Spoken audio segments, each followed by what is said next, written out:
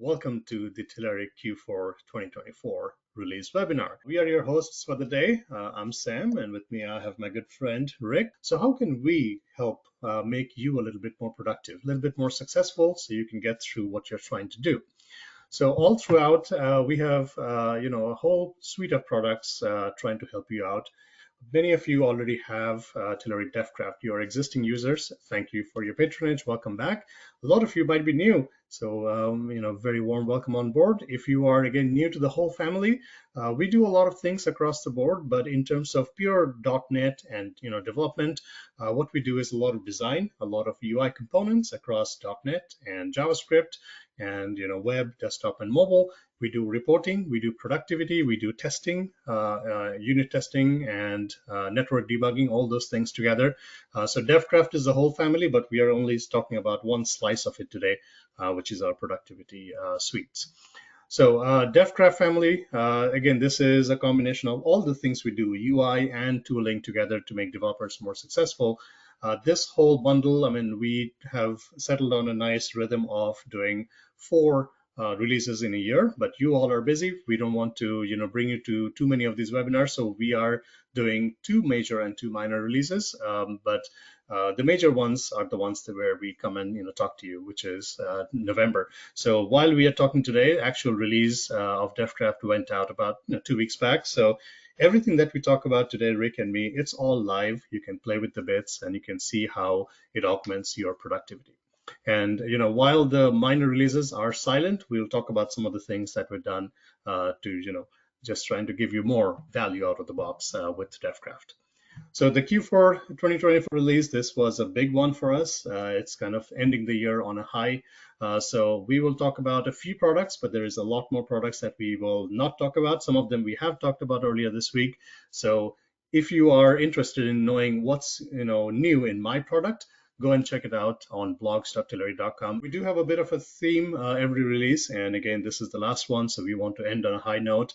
It is breaking new ground with UI design and development, trying to get you folks more productive with professionally built design systems and themes, data visualizations, and day 0 support for whichever be your runtime. So we have Angular 19 support, we have .NET 9 support, and again, across the board, we want to stay on the bleeding edge, but also support the older frameworks on which you are running your businesses. Everything that we're doing today, it's all live. So there are multiple ways in which you folks get our bits. Some of you use the control panel, some of you get the NuGet packages, or you just simply go up to the subscriber downloads and get the bits. So however you do, go and get the Q4 bits. That's what's going to light up the latest things that we have in store for you. Now, everything we do here, especially with reporting, Fiddler, and JustMock, it stands on .NET. This is a Microsoft slide, and it's modern .NET, nothing to complain. It's open source, welcoming to everybody, keeps you nice and productive, nice, rich ecosystems, tooling help, and you can target just about every type of app, every type of device with modern .NET, so what's not to like. And we are writing .NET all across, all the way back to .NET 4.6, and all the way forward to .NET 9. We essentially want to just keep you productive, however, whichever .NET runtime and workloads that you're using. And you may have heard a little bit about AI of late. We are keeping an eye on this, and we are doing quite a few things, especially on the UI front. We have some experimental things. The point is to be ready whenever you folks feel like you are ready for some AI. We definitely don't want to force this upon anybody, but if your workflows could benefit from some intelligence, be it UI, be it some intelligence on the back end, we are here to try to support you however you want. And like we always say, we are here for you. Your dev experience matters to us, so please do not struggle in isolation. Talk to us. There are the docs who are that are always there to help in terms of getting started. There are lots and lots of demos. A lot of what Rick and me are going to show you today, they are up on the demos.telerik.com, so take a look. And if you have questions about how do I do this type of thing, there's always a lot of help.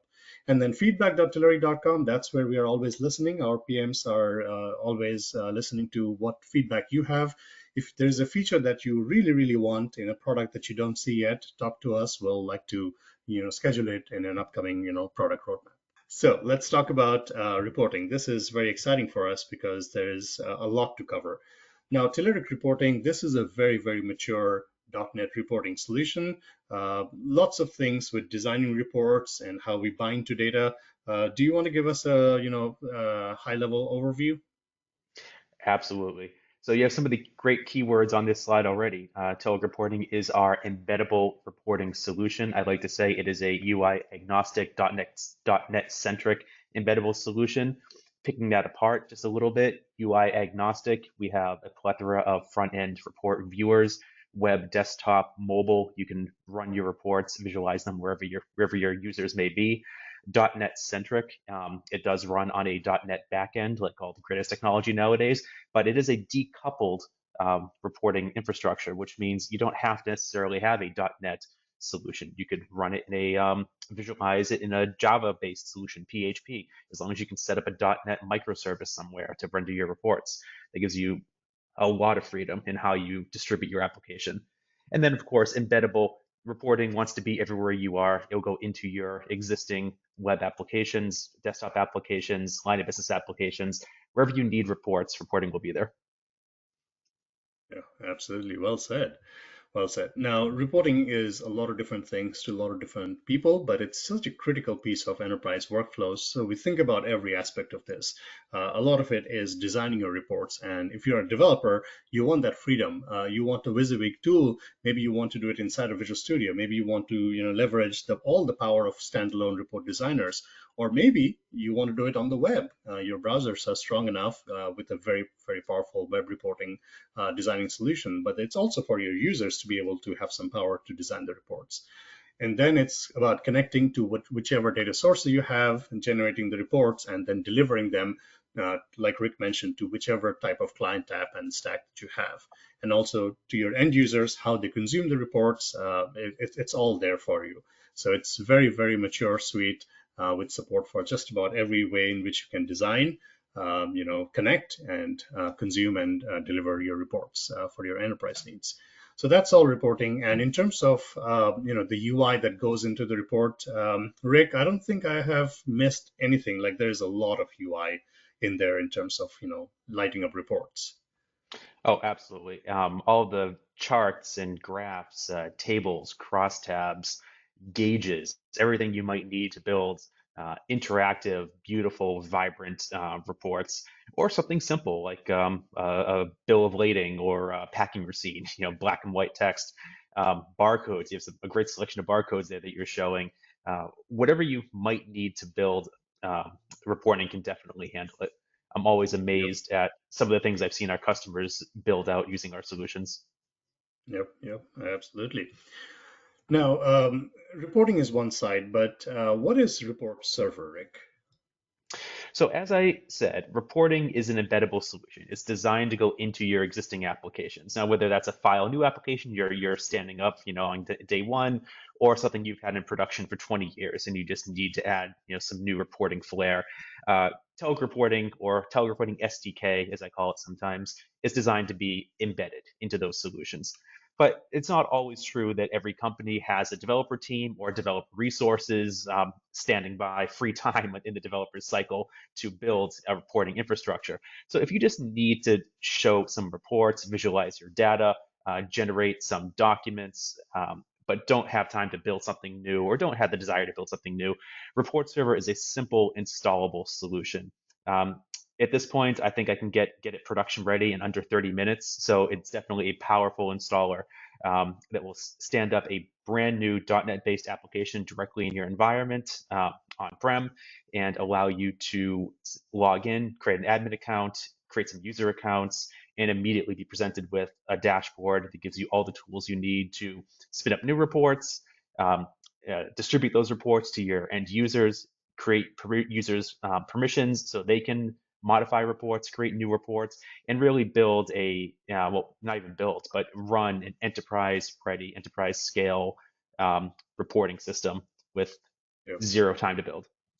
Yeah, what I really like about Report Server is it's a turnkey solution. So yes, you have all of the benefits of Telerik reporting about binding and building and visualizing, generating your reports, but it's like what you said, Rick. It's about storing and organizing those reports. It's about those automation of how you deliver those reports to your C-level person every Monday afternoon how you authenticate and authorize people to do certain things and not certain things.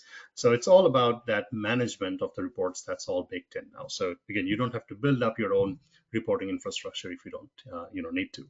What's new with Telerik Reporting? And I know you're excited about this, Rick, but .NET 9 support is here. .NET 9, day 0. So .NET 9 is Microsoft's evolution of the .NET runtime and the stack. Every November we get a new .NET. The runtime and the workloads and the SDKs that go with it. This one is particularly well optimized with performance.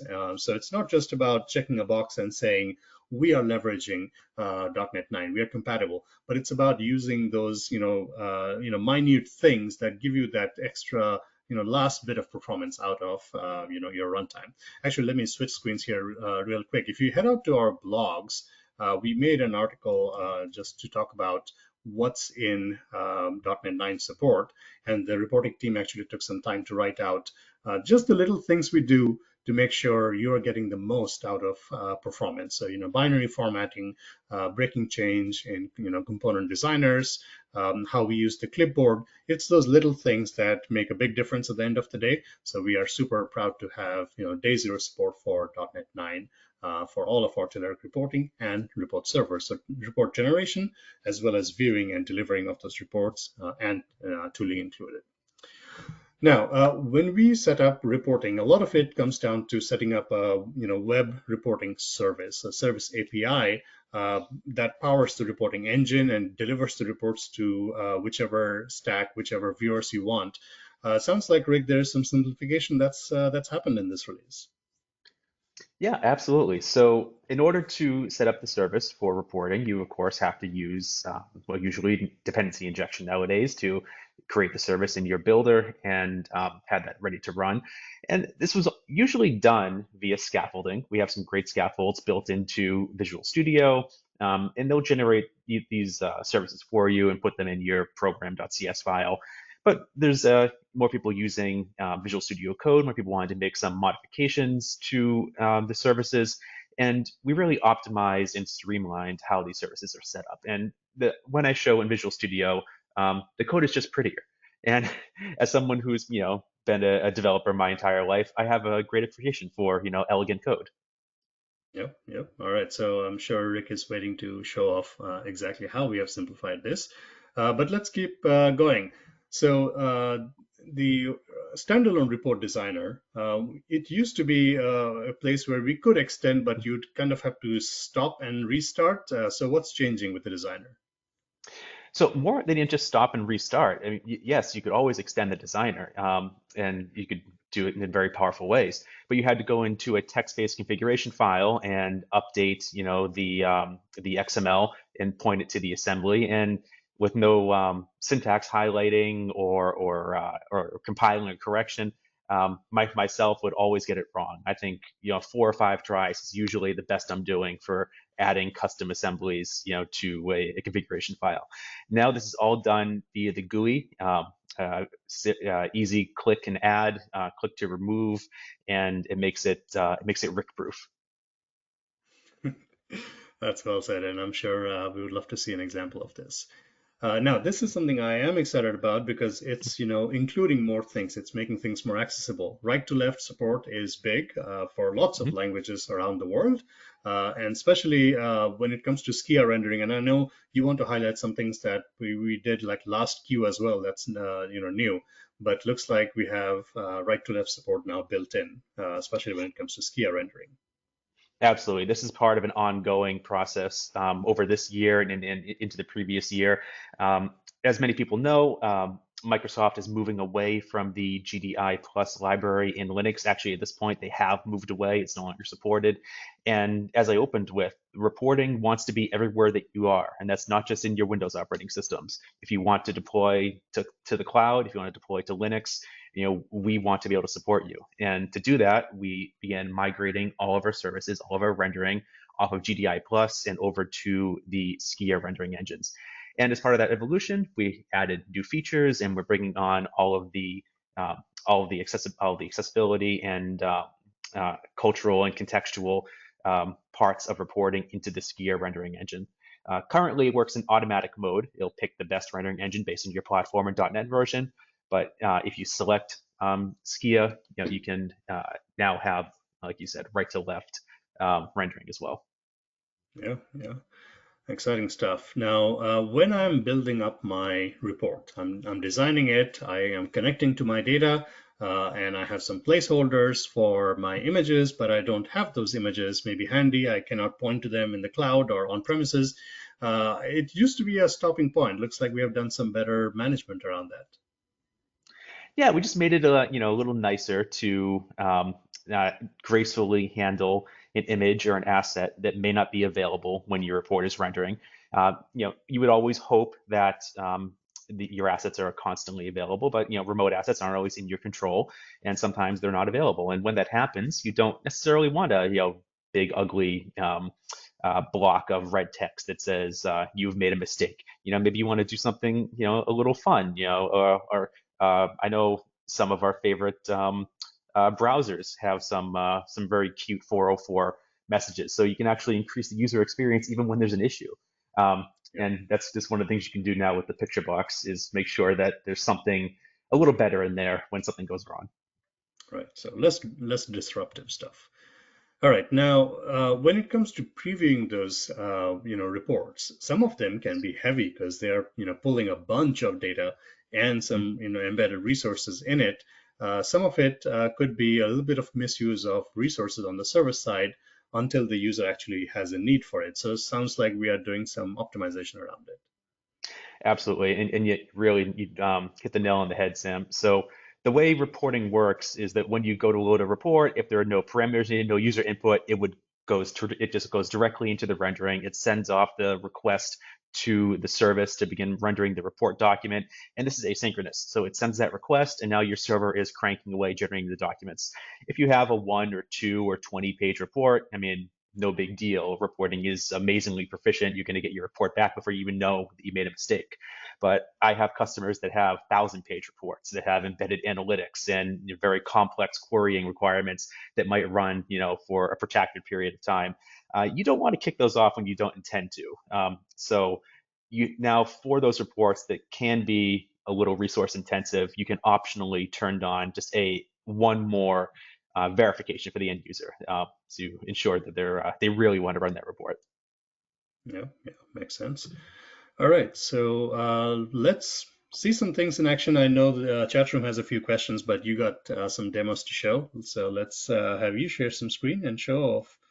I'm going to start here, which is the second thing we talked about, the Simplified API. And since I want to run some reports, so I need to get Visual Studio working correct first.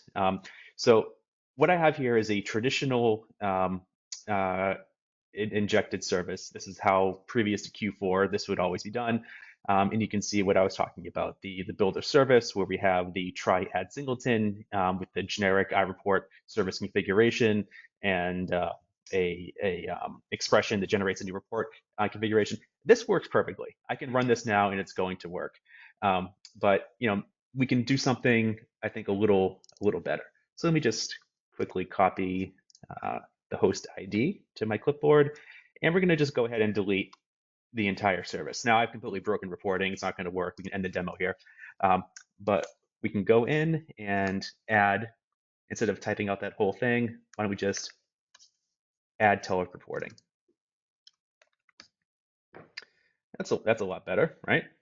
Now this takes 2 parameters, the name of the service and the reports path, which by default is just a folder named reports. So again, I'm just going to delete the standard builder service that would normally add the reporting services. And instead of doing that complicated statement, I am just going to go to builder services and add the Telerik reporting. And that will take 2 parameters, the host ID, which is any unique string for an application, and a second string for the reports, the path to the report documents or the report definitions, which in my case is a folder in the root called reports. So Now that that's done, the only other statement I have to add is directly before the builder builds, I do app dot use Telerik Reporting. So 2 statements and 2 parameters, and that's all you need now to add the reporting service. So this is much simpler and much more elegant code, a lot more fun to read. So I'm going to launch this, which will kick off reporting in a browser. If I didn't make any syntax errors, building started, building succeeded. Okay, looks like it's running, and yep, here we go. So I have a little report that I built, and when I click on the running block, it's going to use a little detection and verify that this is actually running in .NET 9. Nice and clean. So if I were Yep. doing this to render my reports on Angular or React or Blazor, any of the technology Mhm. stacks, the backend service API remains very simple. It's going to be the same Yes. service that you're going to ping. This is the .NET piece. This is what's used to render the report. And as I mentioned, you don't necessarily have to have a .NET application. If you just want to spin up a microservice that runs reporting, and you can run it anywhere you like in the cloud on a separate instance of some cloud service that's perhaps scaled. It's very simple to set up now. So Yeah. let's All right. see. Good stuff. Let's keep going. Okay, so let's go into our standalone report designer. This is what I use to build the report. And as I mentioned, I had a little bit of assembly detection that was detecting the version of .NET being run. This is implemented via a user function, and a user function is a custom extension of the report designer. So I have a couple user functions in here that I was testing, but this one you can see uh, get version is my statement, and it just returns the environment version stringified so that you can figure out which version of .NET is actually running. And this is a simple little one-liner, but this is a custom function that doesn't exist in the standalone report designer. So after I write this code and compile this to a release assembly, I then have to add this to the report designer. In the past, like I said, I would try 5 or 6 or 7 times to correctly type the assembly references into the configuration file. Now it's as simple as going to File, Options, and adding an assembly reference. You can see here I already have my reporting user functions added. If I wanted to add something else, I could click Add, point this to that assembly, that DLL file, click Open, and that would be all you have to do. Similarly, you can add data connections into the report designer in a similar way from this options section, and it really just makes it much easier to work with these tools without having to leave the designer, open up a configuration file, type in something without any error handling, save it, close it, run the report designer, figure out you made a mistake, close the report designer, and then rinse and repeat 4 or 5 times. Yeah. So it's all about, less disruption, keeping you in the flow. Stay in the designer, just pull up assemblies, pull up your data connections all in one place. And when you come Maintaining your back to sanity. yeah, exactly. And then when you come back, it lights up with all your data connections, all the assemblies that you're using. All Absolutely, right. well said. So let's also look at a couple other things here in the designer. I have this great little background image, which was kindly provided by one of our favorite framework companies for our use. Uh, so this is in one of our picture boxes, which is displaying this image. So this is a local asset, but let's say I was using a remote image asset instead of local, and let's say I made a mistake, when I typed it in. So That's the .NET bot, by the way, yeah, folks. yes. That's the .NET 9 release.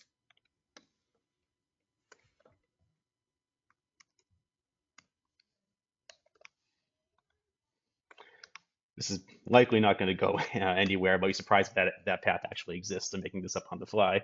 Um, Oh, I think it's a little smarter than me, and it's not even going to let me do that.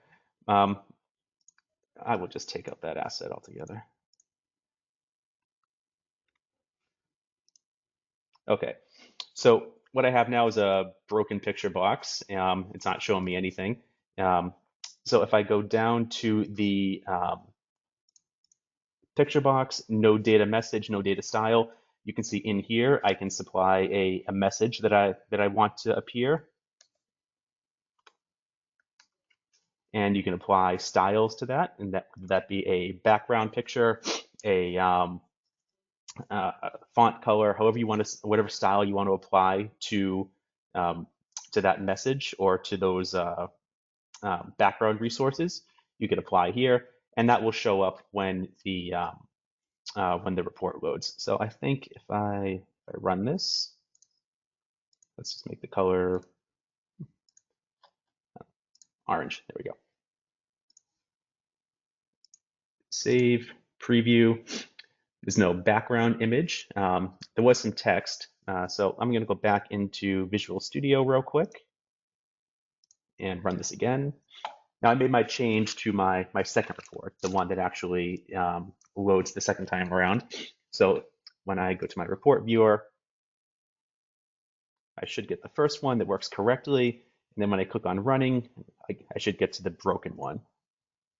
So oops, there's you can of course be more creative than me when you, but it's it just doesn't playing stop you, right? custom It's messaging. clearly, Yeah, right. It's clearly telling you like I'm missing something, but it doesn't stop you in your track.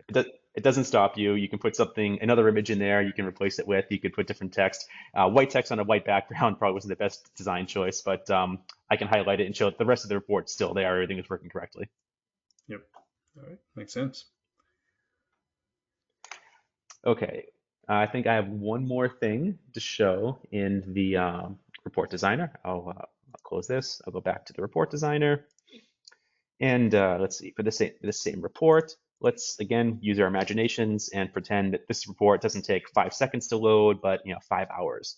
You don't want to accidentally kick that off. So auto run is one of the top features here in behavior. You can simply set that to false, single Boolean parameter, save the report. And now when you run this report, actually, in hindsight, let me do this to the main report because that's going to be the one that would normally auto load. So I will set that to false and save it. And again, I want to point out, Sam, as I'm doing this, I'm saving these reports in the Cinnamon Report Designer and then immediately launching them in I see that. Visual Yeah. Studio. And there's no lag in any of this. So you can see this is the same report, and instead of auto loading that initial background image and text, it's saying, are you sure you want to load this report? And if you click this preview button here, it'll go ahead and load that resource for you. Yeah. So one Boolean that says automatic or on demand. So again, the default behavior is true. So for anyone who has reporting already set up and reports in the system, there'll be absolutely no change to your workflow. But if you want to turn this on, you now have that one additional verification step. Yeah, makes sense.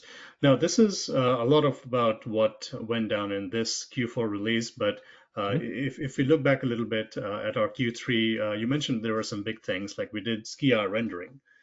Yes. That was kind of new, moving away from GDI. Absolutely, we did add that skier rendering into the report designer. So we are rapidly adding all of the rendering to Skia, and things should be very, very close at this point, if not identical between the two. But they're two different drawing libraries, and drawing libraries are amazingly complex pieces of magic that somehow turn our statements into pretty pictures. So sometimes there could be a few differences. And if you want to validate that your report is going to look the same, regardless of if it's rendered in Skia or rendered in GDI+, because we do have that auto mode, which will pick the best rendering engine based on your .NET version and operating system. What we added is a toggle switch here, which allows you to switch your preview rendering in the report designer from the GDI+ rendering to the Skia rendering. And I'll do that. I'll go back and forth and do that a couple of times. This is live rendering the report using each of those rendering engines.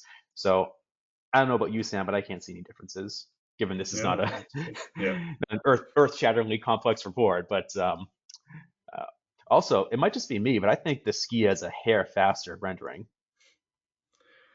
Yeah, skiers are everywhere, especially on mobile and desktop. And also you have mentioned this in the past, like we also love Linux. So you could, put this up in a tiny Linux box or a Docker container, and then your reporting service is really portable. Yes, I have a little test version that I keep and loaded into a Raspberry Pi that I carry around for demoing purposes sometimes. So you Yeah, can really all run right. these things anywhere you want. Um, one more Absolutely. thing I'll talk about is in the Q3 release. Another major thing we added was in the same behavior tab where you're going to find the auto run. Make this a little bigger. We have item data binding and item data bound handlers.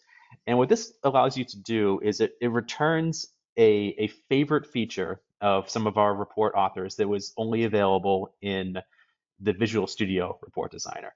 At a high level, Visual Studio, you have the same drawing surface, but your reports are stored as class objects, standard POCO objects in C Sharp.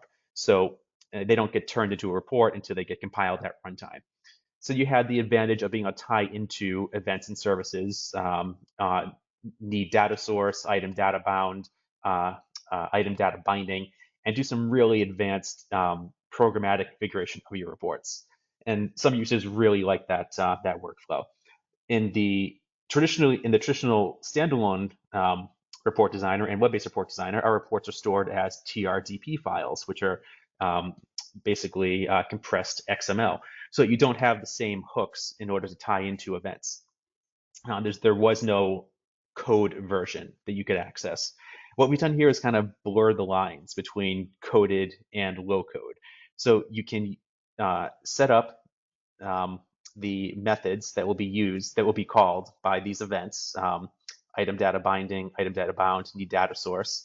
And these are contextual. So these are right now on the entire report, but you can also set them up on grids or other data bound items that might need to fire off these methods. And at runtime, the rendering engine will then go and find those methods. So you might ask, where do I put that code? Well, let's circle back to the options section. This is where you can reference assemblies that would be used uh, in either in design time here in the designer or in Visual Studio in the configuration section of your application in order to reference these methods. So this gives you a very powerful tool to extend the functionality of the report designer and really have some more enhanced programmatic control over the rendering of your reports. Yeah, yeah, pretty cool. All right. So, anything else you want to talk about, Rick? There are a couple of questions in the chat room that we might want to talk through because they might benefit everybody else. Sure, let's add some Yeah. questions. So, N. Kumar was asking about, is it possible to set the data connections like what you showed in the designer options at runtime for a SaaS-based application? And our engineers already did answer, but I think it might benefit everybody. So the data connection is, to the data source that the report is pulling the data from. And generally, you want that as a configuration so that the reporting engine and the REST service knows where to go and get its data. But if you are so inclined, then the connection string itself can be passed down as a parameter to the report, so you can switch things up dynamically at runtime. So that's always an option for you. And then I'll maybe throw this at you as well, Rick, that came in towards the very beginning of the show. Okay. So when we look at our reporting solution overall, Mhm. how do you think it compares to tools like Power BI? And again, this was answered, but let's have you weigh in as well. Sure, absolutely. Uh, Telerik Reporting and Power BI really exist in different verticals. Reporting is what I call a reporting solution. You're producing documents, things that have fixed pages. You have a size, a length, a width, and everything is relative to that size. It's designed. It's a document format designed to be exported to one of our 17 rendering formats, whether that be Word, PDF, Excel, a PowerPoint. Um, Power BI is a business informatics solution, also a very valid application type, but not necessarily designed to produce documents. It's more designed to sit resident in a browser and be interactive. The parallel would be our Kendo UI or other UI libraries to build a dashboard or a front end UI graphic to display data. There are a couple of differences there, and they're so two different verticals is what I would say. Yeah, absolutely. And that's what the answer was. It's business intelligence for a dedicated app. That's what Power BI is. This is more generic, pixel perfect rendering of your reports. And if you're already using any technology stack like Angular, Blazor, React, and then you can see the benefit of having a tiny microservice that hosts your report engine and then pulls data from wherever you want, and you have complete control over exactly how you want your reports to look like, and then deliver it across whichever type of viewers or apps, technology stacks that you have. All right. There's a lot of questions here, but I know, Rick, you also have to run. Some of them are being answered in the chat room. But any other parting thoughts? You are always excited about reporting, and the team puts in a lot of love and care every release. Yes, absolutely. I get to sit here and talk about all the great features, but there's a lot of people behind us doing all the hard work, day in and day out. I'm going to steal your favorite line, Sam. We stand on the shoulders of giants who build these solutions and allow us to, sit here and talk about all the great features. I'm constantly amazed at what they pull off and how quickly and elegantly they implement, the wants and desires of both our customers and me when I get annoying and beg them for a feature. Yeah, absolutely. It was great being here. I will have to run for the rest of this session, but thank you as always, Sam, for having me. Absolutely. Thank you for all that you do, and we'll let you go and move on to our next topic. Now let's talk about Fiddler. A lot of us, especially in the dev space, kind of grew up with Fiddler. This has been our non-stop companion, as particularly I have grown up, testing APIs, testing my apps. Web dev tools have come a long way, but when you're building mobile apps or desktop apps, you really need that visibility, a proxy that shows you everything. So let's talk about what Fiddler is and where things are headed. So again, if you're new and if you've never used Fiddler, you don't know what you're missing. It is an absolutely amazing tool. It's all about network, and it's a powerful network proxy, but it can also function in a few other ways. It is for all types of apps and APIs and IoT and whatever types of devices you can think of. Any network traffic going in and out of a machine, that's what Fiddler is for. It captures traffic, a lot of it if you let it, or a very slice of it if you filter and search it down. It is for inspecting, manipulating. It's just one thing to be able to capture traffic, but doing things with it, faking things. And we want it to be cross-platform, so I can use it from Windows, Mac, and Linux. And it's also about workflows. So how does your team get to be more productive using Fiddler? Are they testing out a new API that your front-end person and the middle tier person could work on together? Is it specialized rules that I could build and share so that the rest of my team can benefit from some special filtering, some special caching, or allowing or not allowing certain things? It's about performance tuning your web applications on your desktop applications, seeing how things render.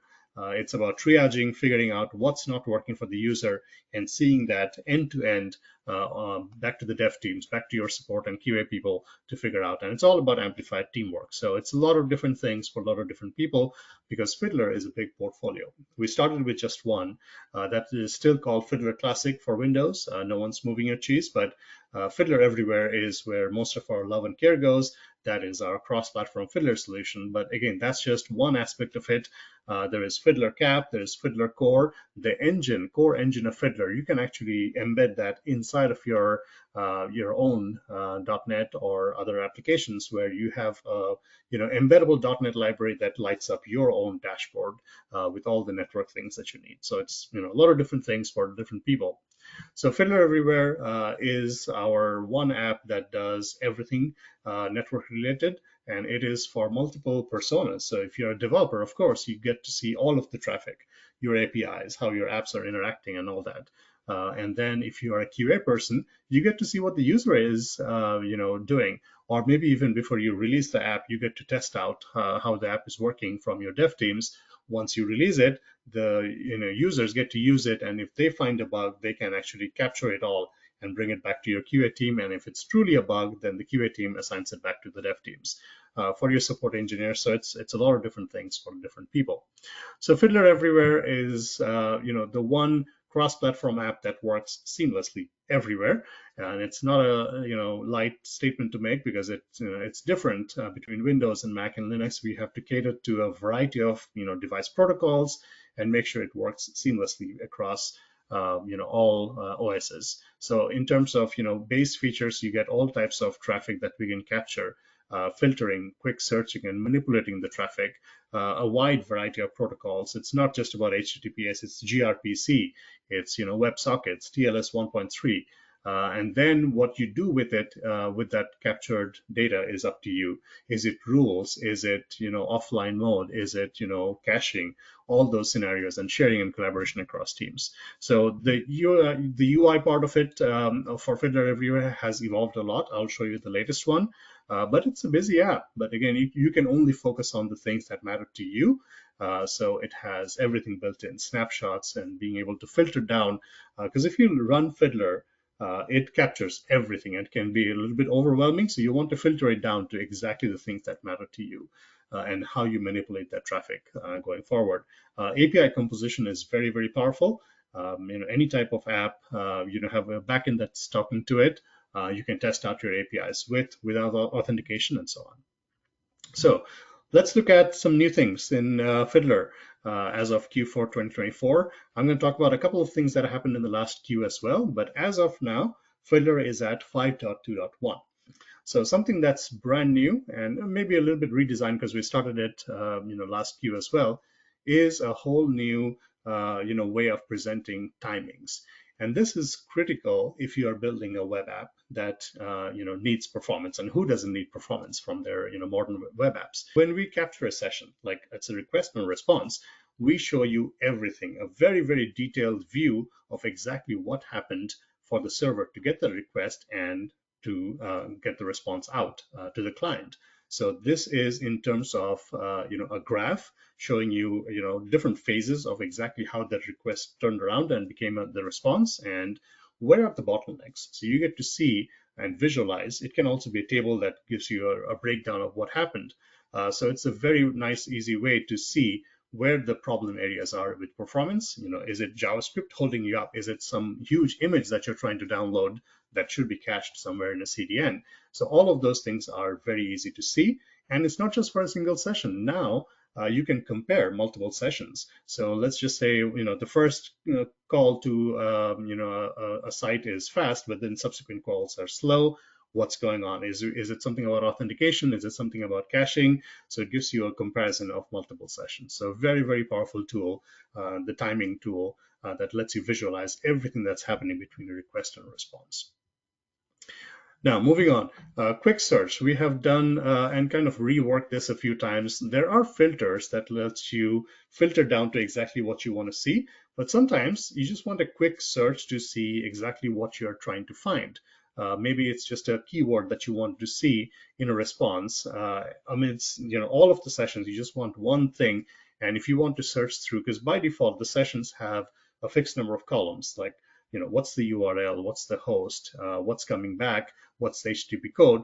So if you want to look into just that basic stuff, that's fast. But if you want us to look into every part of the request and the responses, headers and body included, that's a little bit more of an extended search. And we can still do that, if you let us know with one click of a icon on the search, and we can search through everything that you need. So quick search is very, very powerful, and it's kind of evolved so that it looks into every session detail for every session that you're capturing. And I would love to show you some of this as we go through the demos.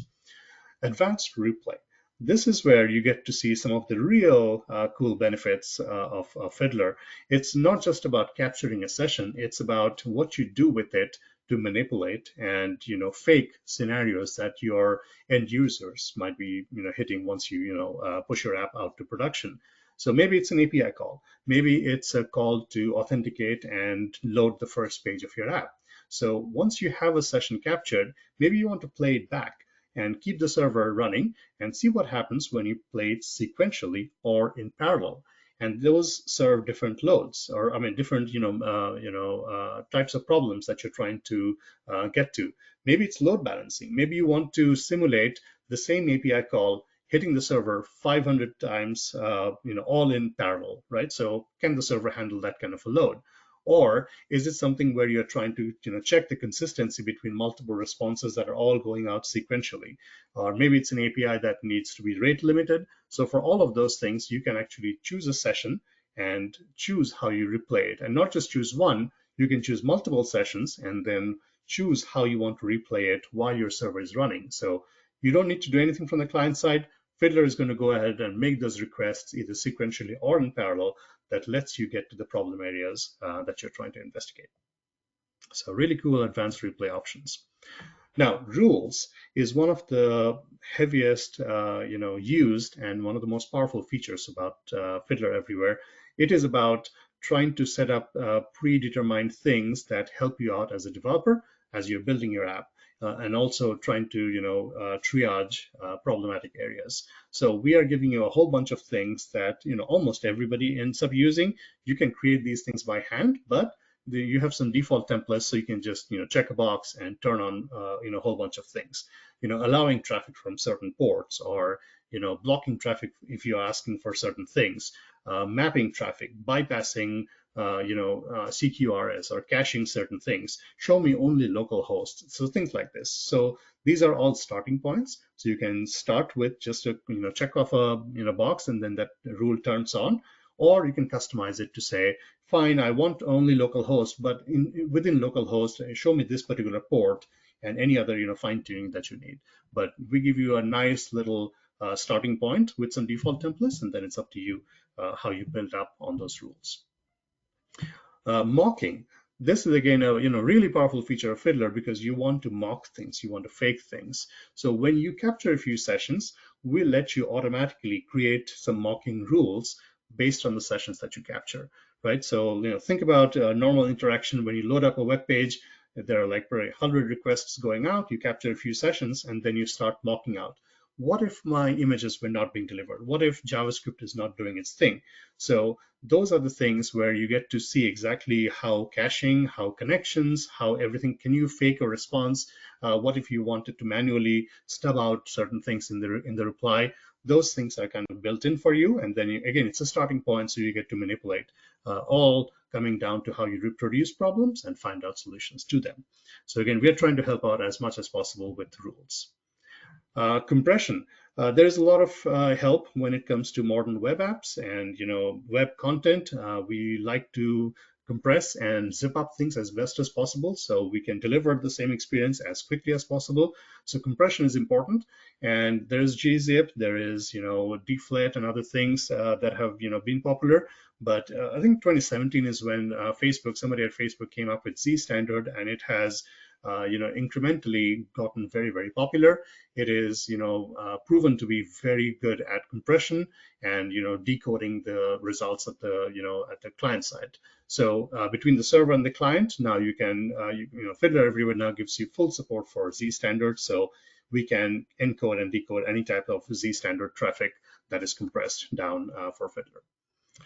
All right, so a lot of these things are meant for developers and end users trying to work with Fiddler. But let's also talk about the other side of the house, IT, and how we want to provision things and Fiddler and where it comes into use, and how developers are using it, how end users are using Fiddler. So some of it has to do with a little bit of compliance, because people like to have a certain set of configuration. Maybe it's a very custom network setup that your company needs. So Fiddler now has support for pack files, which is essentially proxy autoconfig scripting files, or WPAD, which is I think a web proxy auto detection type of a file. I'm not an IT admin, but again, if you have a setup where certain URLs need to go to a certain port, certain domains need to block a certain host, so things like that are very custom. So now Fiddler can actually read those pack script files and load up those configurations as you're using Fiddler. So it's seamless integration with your systems and IT customizations that you want to bring to the table. Fiddler is going to adapt and route traffic accordingly for a seamless network environment setup. And speaking of more on the network environment and configurability of Fiddler Everywhere, if your IT does use certain device management, again, Fiddler by itself, I mean, it can be a network proxy, but it may not be allowed everywhere. So this is an opportunity for your IT to say, yeah, this is exactly how we want to use Fiddler. We want to perhaps block certain remote devices. Perhaps we want to, let only certain URLs through our proxy and so on. So name any number of configurations, but your IT gets to define exactly what type of settings Fiddler can work with, and that trickles down. Once you log in, the configurations that are applied through device management are federated, and now Fiddler just inherits it all.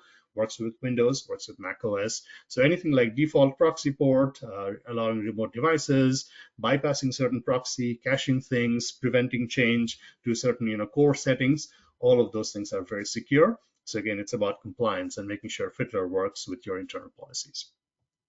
All right. This is also brand new. A lot of it comes down to developers trying to figure out what exactly is authorization and authentication between every request and response. What is the auth scheme being in use? What are the tokens? Can I bypass it when I'm just testing? All of that is now captured nicely in a new tab called auth. True for API requests, true for when clients talk to server apps and so on. So again, full visibility, so you can have fine-tuned control over how authentication is done for your app. And again, this is true as of our last release as well. I'm always impressed by just how many protocols Fiddler Everywhere supports. Now, it's not just about HTTP, it's about those bidirectional things like WebSockets and gRPC and Socket.io, very low-level things like message pack and official HTTP2 support. So whatever is your network traffic protocol of choice, we are here to help capture, decode, and investigate and make you more productive. So let's pull up Fiddler Everywhere here for a second. This is the default view in Fiddler Everywhere. Again, it's a cross-platform app. Once you install it, runs the exact same way on Windows, Mac OS, and Linux. There's a new tab bar at the bottom that shows you exactly what it's capturing. But here, it's not capturing anything because I have a filter on, and that filter happens to be Instagram. So let me just go to Instagram. And I'm not logged in. I'm actually old. I don't use much Instagram. But just the fact that I went to Instagram means Fiddler has now captured a whole bunch of things, right? Because I set the filter here. This is very powerful. So I can come in here and I can look at the filter. Essentially, my filter is the URL contains Instagram. So I'm ignoring everything else. Just show me that is what I'm saying. So let's look at a few things here out of the gate in Fiddler Everywhere. So first thing is, let's look at this one here. The first one is a 200 status. That's a connect, and then this is the first get. The process is Google Chrome because I did it from my browser. I get some requests and I get some responses back. So first thing to note is this timings tab. Take a look at this and just how powerful this is. It traces everything about that request and the response from the initiation all the way to the delivery. So the client connected, the handshake established on what protocol that you're talking about. Client begins request, gets the request headers. Client is done with the request. Now Fiddler begins the request. Server got the request all the way down. And everything is nicely plotted out for you in a graph. This whole thing took about 654 milliseconds, and you get a breakdown. Like if you had images in there, if you had extra things in there that's blocking you, it's going to show you that this is how long it took to download the headers, right? So that's how powerful it is. And you can look at this from a graphical standpoint or in just a table format that shows you the whole breakdown of exactly what went down at what timestamps. So this is very, very powerful if you are to start analyzing and improving your web performance, right? So if you want to know what's bottleneck is slowing down your app, this is the way to go. And again, it's not just for one session that's captured. The real power comes in is when you do more. This one here is like first time then I connect. I'm actually a little surprised that Instagram is doing an AJAX call, but probably is because I'm not signed in, so it cannot do server sent or any other things. But if I choose multiple sessions in here, now you get comparison. So the first one is the Instagram call, 654 milliseconds. That's how long it took. The second one is more of an AJAX call. That's 97 milliseconds. It shows me a comparison. And again, I can do the breakdown on a per session basis to see exactly what went down. So very, very powerful. timings view that shows you every detail of a request and response, and you get to find out bottlenecks. Now, this one here, the reason I chose Instagram is because it's Facebook. So if I look at inspectors, what you'll notice is in my headers on the request, somewhere in here, is if I look at the accept encoding, it's gzip, dflet, br, and zstd. That's the Z standard. So if I look at the response headers, the content encoding, you see that? That's zstd. So we are fully supporting Z standard, and that is encoding and decoding, being able to show you every part of the traffic and all the details, no matter what be the compression algorithm. So that's Z standard done. All right, next up is if I right-click here, and if I show you an advanced replay, this is the exact request that came from Instagram, and it responded back with a login screen. So what if I wanted to play this request back 100 times in sequence or in parallel? Trying to identify, is it a load balancing issue, or is it about a consistency issue that I'm not seeing? So again, I'm running this, right? If I run this, it's going to replay this back, Fiddler, without you having to do anything from a client side. The Fiddler is going to generate 10 of these requests and play it back sequentially. Or if I do it parallel, then you can see how it's going to act, right? So it's going to try to hit the server 10 times in parallel. So this is really powerful, but it's even more powerful when you start selecting multiple things and you do the same thing. So again, maybe the first one is an auth request, the second one is once the user is signed on, and then you get to see all of your images. So what happens when you look at this from an advanced replay perspective? Are you repeating the behavior, like the requests themselves, are they sequential or parallel? And then the request behaviors themselves, are those requests sequential or parallel? So in this case, I have 2 requests selected, and I'm doing it 10 times. If I just make this 100, then I'm looking at 200 requests that I'm going to make to Instagram. And again, all of this can be sequential or parallel. So again, full control over, if you are hosting an app and you want to see how your server is handling that type of load or consistency, you're well covered now. The other thing I wanted to point out is if I go into the rules now, this is something that's default. Now you get these default templates. Right? In the past, again, there's nothing stopping us. We could, hand code these things ourselves. I could, start a new rule and make this on my own. But it really helps to have it, done and default starting place. So allow and block lists. So allow traffic only from specific processes to specific hosts to specific URLs. Filters. Show me only the connect options, or hide traffic where if it's a status code of this. Mapping traffic to special local files or manual. I love things like tooling where show me caching, or turn off caching and see. Show me only local host. Show me how do I bypass CQRS. So all of those things are now done for you, and it's just a matter of checking a box here, and that's going to turn on the rule. Now even better is I can select multiple sessions that are recorded, and I can right click and I can say add new rules.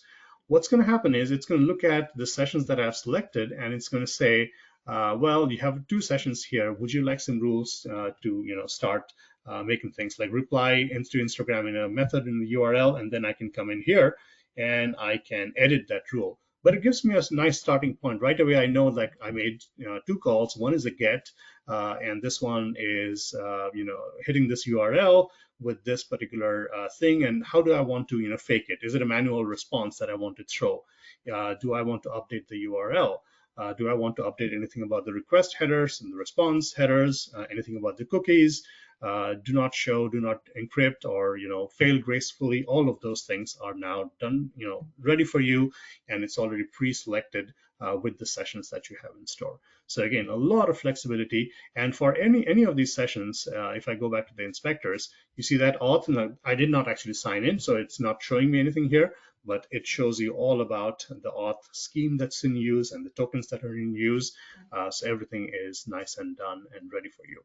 I'm not going to be able to show you some of the IT side of the house, but you get the idea that it's going to pick up on the any of the scripting ways of configuring it, as well as from device management. So when you log in here, it's showing, hey, I'm just logged in as an enterprise. I don't have any custom configurations, but if my IT was to set it up, they will load it up all right here, and then I can have some restrictions over how I set my proxy, how I connect to my remote devices like my iOS or Android, and so on.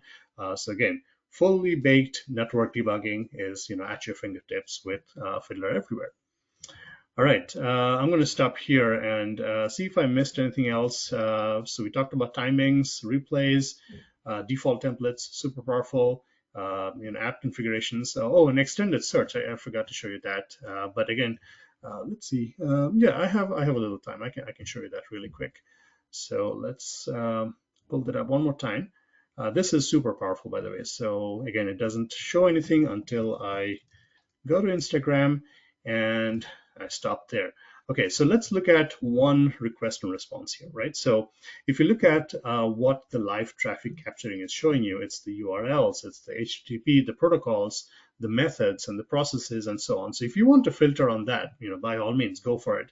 But a lot of times you want that custom thing that is in some session that you want to filter on. So in this case, let's look at the first one here. If I look at the inspectors, let's see, look at some of the headers here, and let's see if there's anything particular we can do a search on. So let's go to inspectors here again, and is there anything in the body that I could? Oh, that's the preview. There is the raw. In the body, I know it's a lot of content here, but I know I'm using Bing, so sometimes it does a crawl here. So this is the quick search that I was going to show you. So if I do a Bing bot, I think, so you notice how it shows you in nothing until I click on this one here, which says, no, go ahead and search in the body as well. And this one now, you see that those two, get responses, they are using the crawler that Bing is using. So again, it's actually looking through the raw portion of the request and the response, trying to get you to those filters. So again, use filters if it makes sense, at a higher level, but then use the quick search if you want to drill down to the actual body of the request and the responses. All right, so a lot of things have gone into Fiddler. There are ways to use it as a network capture, not as a full-on proxy. There's a browser where if your IT has it locked down, you can just inspect traffic from one browser and all of the sessions in it. There's a whole terminal built in, so you can use it in your CI/CD pipeline to automate things. So there's just a lot of help. All right, so I really have to switch gears back to some of the other things here. But hopefully you see that Fiddler is very, very powerful. Okay, so we looked at some Fiddler network traffic here. Let's go full screen on this. There was one thing that I was going to point out, and that is the team is always listening to you. So if you have any feedback, if you have any issues, there's the GitHub repo where you can find some issues about Fiddler Everywhere. If you want to see a certain thing in action that we don't have, please talk to us, feedback.telerik.com, and we are all yours. So what is JustMock, and why are we talking about this? Because I'm a perfect developer. I don't need to write unit tests. I can just ship my code to production. That's not how it works. We need to test. Otherwise, things fall apart and bad things happen. All right, so when it comes to unit testing as a developer, you need some help. You cannot do it all by yourself. You need to, unless it's like a super simple console app, most likely your app doesn't live in a silo. You're calling into web services, you're calling into databases, you're calling into entity framework to do things. So you want some mocking that helps you get around those dependencies when you're writing your unit test. So you can isolate and take out the hassle of unit testing, and you can mock out some of the things that you do not need to test on when you're just trying to focus on your code. So that's where JustMock comes in. It is a very, very powerful and flexible mocking tool for all of your .NET apps. Again, it works for every type of .NET app that you can think of, and it's mocking every type of C# or .NET code that you can think of. And it also works with a variety of other products and integration things which we are very proud of. So let's look at some of the benefits that you get with JustMock. So take a look at the things that you can mock with JustMock. So interfaces, link queries, sealed classes, static classes, generics, delegates, entity framework, extension methods, you name it, pretty much whatever you can do, like DLL imports, you're bringing in an assembly and you're trying to mock that. All of that is welcome in C#, VB, and F#. In terms of how you assert and how you see your code and your unit tests working, you got a whole suite of things that will let you assert and see if it's matching. We work with a variety of unit testing frameworks like Microsoft Test or NUnit or XUnit, and then build system integration. Some of it you want it to be headless. If you just want your unit tests to run on a build server, you don't want to install anything. You just want NuGet packages to be brought down, being able to mock out and run your unit tests in isolation on a server as a part of your build and your GitHub push. You can do all of that, right? So, and also integration with other tools, JetBrains, we'll talk about that in a second. So we're always looking to make you more productive with whichever tools, whichever stack that you're working on. All right, so what's new with JustMock? As we did with reporting, and actually we did a Telerik webinar earlier in the week, it's the same story. We want to stay on the cutting edge, but also support folks who are using older frameworks. But if you're on the bleeding edge, we are right there with you. .NET 9 shipped in mid-November of 2024. We already have support for it on day 0. And again, it's not just about checking a box. It's about making sure every nuanced, down to a, very low level performance benefits that .NET 9 brings to the table. You can test out all of that. You can, unit test all of that with all of your .NET 9 workloads and Visual Studio support on, Windows as well as outside, so you can write any type of apps. Now, JustMock is all about developer confidence, trying to get you more confidence in the code that you're shipping. So to that end, we always try to be more flexible. So we now have full support for .NET Standard 2.1 if you're still using it. C#, if you want to use C#, 13, which is the latest and greatest thing, have at it. We'll get you all the support that you need with the most updated language features. If you're building cross-platform apps with .NET MAUI, this is close to my heart because I do a lot of that, then I can build and unit testing for those unit tests to run on iOS, Android, Windows, and Mac. And so again, modern cross-platform apps, web apps, and desktop apps, mobile apps, you are all covered. If you would rather take a more headless approach, then we do have a JustMock console. This can be a Windows console app or it's a .NET CLI app.